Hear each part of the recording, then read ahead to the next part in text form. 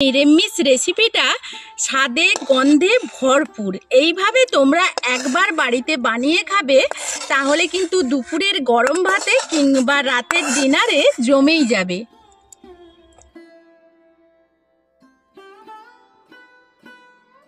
তো বন্ধুরা, আজকের আবারও তোমাদের সামনে নতুন একটা ভিডিও নিয়ে হাজির হয়ে গেছি।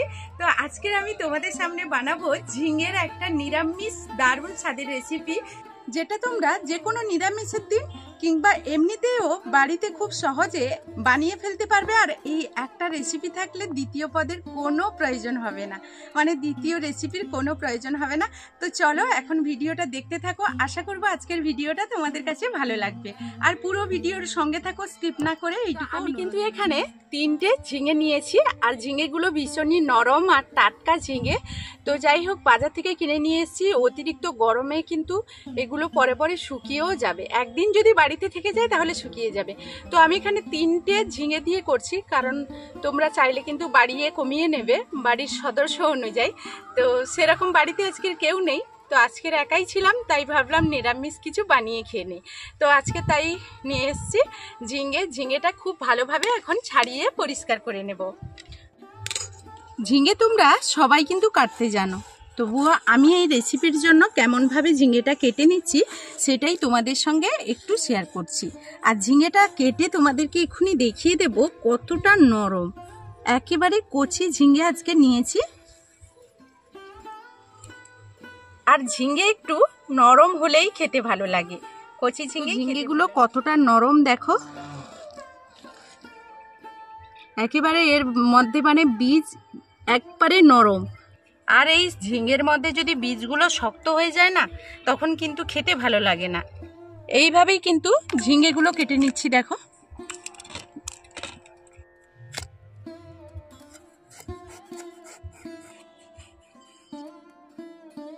তো এখানে আমি ঝিঙেগুলো সবগুলোই কেটে নিয়েছি।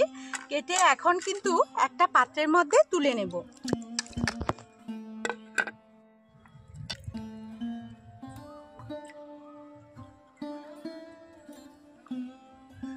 তো বন্ধুরা, তোমাদের কিন্তু বলাই হয়নি, আজকের আমি ঝিঙের জলবড়া তৈরি করছি। তার জন্য আমি জলবড়াটা তৈরি করার জন্য এখানে কিন্তু আগে থেকেই আমি ছোলার ডাল ভিজিয়ে রেখেছি। 2-3 ঘন্টা আগে থেকেই ভিজিয়ে দেবে, তাহলে কিন্তু খুব ভালোভাবে নরম হয়ে যাবে। একটু গরম জলে, হালকা গরম জলের মধ্যে আমি ভিজিয়ে রেখেছিলাম। এখন কিন্তু আমি ছেঁকে এখান থেকে শিলের বেটে নেব। তোমরা চাইলে কিন্তু মিক্সিতেও পেস্ট করে নিতে পারো। আর এই ছোলার ডালটা কিন্তু একটু শক্ত শক্ত করে বাটবো। এখানে অতিরিক্ত জল দিয়ে আমরা কিন্তু শিলনোড়াইতে কিংবা মিক্সিতে বাটবো না, একেবারে শুকনো শুকনো করে বেটে নেব।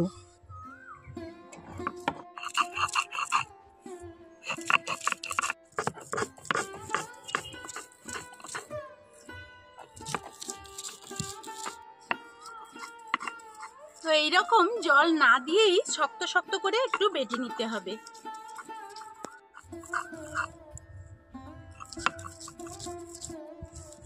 তো এখন আমি ছোলার ডালটা কিন্তু বেটে নিয়েছি, আর কতটা শক্ত করে বেটেছি দেখো। এইভাবে কিন্তু শক্ত করে বেটে নিতে হবে। এটা কিন্তু শিলনোড়াইতেই বাটলে খুব ভালো হবে, কারণ মিক্সিতে কিন্তু এত শক্ত করে বাটা যাবে না। এখন দেখো এইভাবে এতটা শক্ত করেই আমি বেটে নিয়েছি।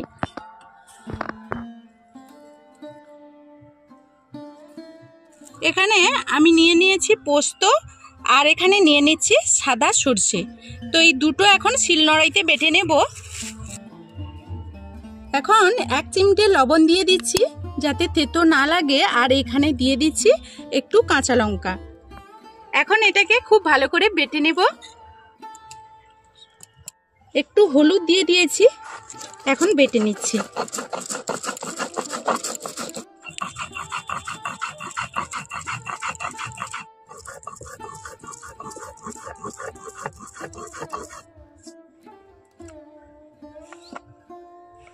এখন চলে এসেছি রান্নার কাজে। প্রথমেই কড়াই বসিয়ে দিয়েছি, কড়াইয়ের মধ্যে এখন দিয়ে দেব সরষে তেল।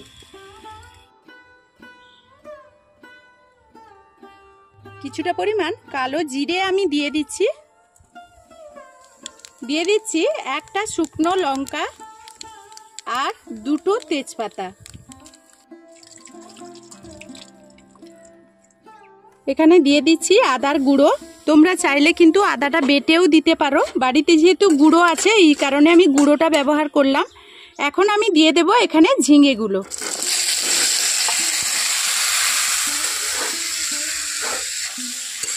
খুব ভালো করে একটু নাড়াচাড়া করে নেব। এখন ঝিঙের মধ্যে দিয়ে দিচ্ছি লবণ আর একটু হলুদ দিয়ে দিচ্ছি। এখন খুব ভালোভাবে এখানে মিশিয়ে নিচ্ছি। তো একটু আমি এখানে কিছু না দিয়ে সেই মশলার ওপর ঝিঙেটা দিয়ে একটু জাল দিয়ে দিয়েছি। কত জল বেরিয়েছে দেখো, আমি কিন্তু আলাদাভাবে কোনো জল দেইনি। এখন কিন্তু এখানে দিয়ে দিচ্ছি জল। তো যেহেতু এখানে অল্প পরিমাণ জল দেব, কারণ এমনিতেই ঝিঙে থেকে অনেকটাই জল বেরোবে, তো এই জলটাই দেব। দিয়ে এখন ফুটতে থাকবে। আর এইদিকে আমি যে ছোলার ডালটা রেখেছি এটা আমি সুন্দরভাবে একটু মশলা দিয়ে মিক্সড করে নেব। এখানে দিয়ে দিচ্ছি একটু আদার গুঁড়ো আর একটু পরিমাণ দিয়ে দিচ্ছি হলুদ, অল্প একটু লবণ আমি এখানে দিয়ে দিচ্ছি। ব্যাস, এরপর আমি এখানে তো আগে থেকেই লঙ্কা দিয়ে রেখেছি।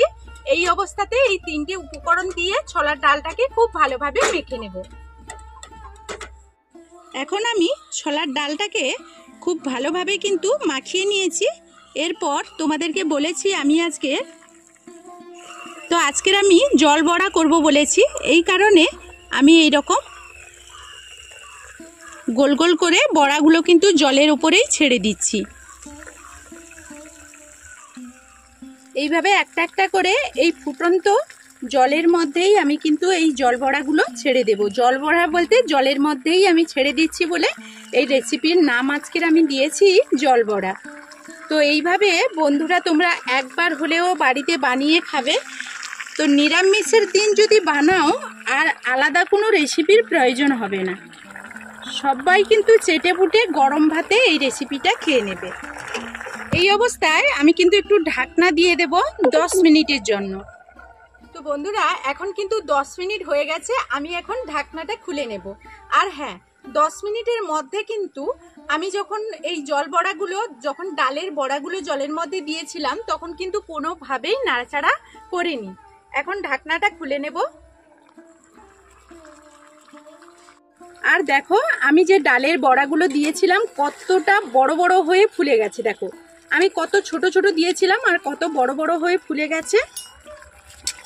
এর মধ্যে আমি এখন দিয়ে দেব যে আমি সরষে আর পোস্তটা বেটে রেখেছিলাম, এখন কিন্তু এখানে সেটাই দিয়ে দেব।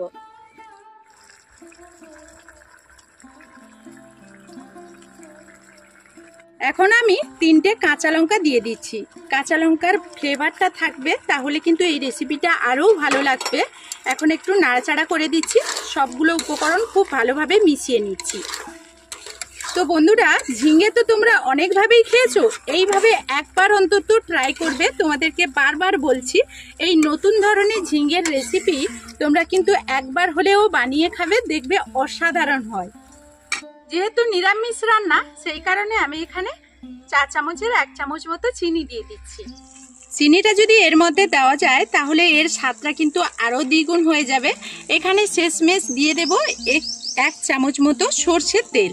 এই জল বড়া ঝিঙের টেস্টটাকে বাড়িয়ে দেবে। এইবার সবগুলো উপকরণ আরও একবার আমি খুব ভালো করে নাড়াচাড়া করে দেব। তো এখন দেখো 10 মিনিট যদি না আমরা নাড়াচাড়া করি, এই ডালের বড়াটা কিন্তু ছোলার ডালে এত সুন্দর হয়ে যাবে যে আর কিন্তু এটা ভাঙবে না। এখন কিন্তু এই তরকারিটা আমার রেডি হয়ে গেছে। এই জল বড়া নিরামিষ রেসিপিটা স্বাদে গন্ধে ভরপুর। এইভাবে তোমরা একবার বাড়িতে বানিয়ে খাবে, তাহলে কিন্তু দুপুরের গরম ভাতে কিংবা রাতের ডিনারে জমেই যাবে। তো বন্ধুরা আজকের মতো ভিডিওটা এই পর্যন্ত। ফিরে আসবো নতুন কোনো ভিডিও নিয়ে। ততক্ষণ সবাই সবার পরিবারকে নিয়ে ভালো থাকবে, সুস্থ থাকবে। এখনকার মতো বিদায় নিচ্ছি।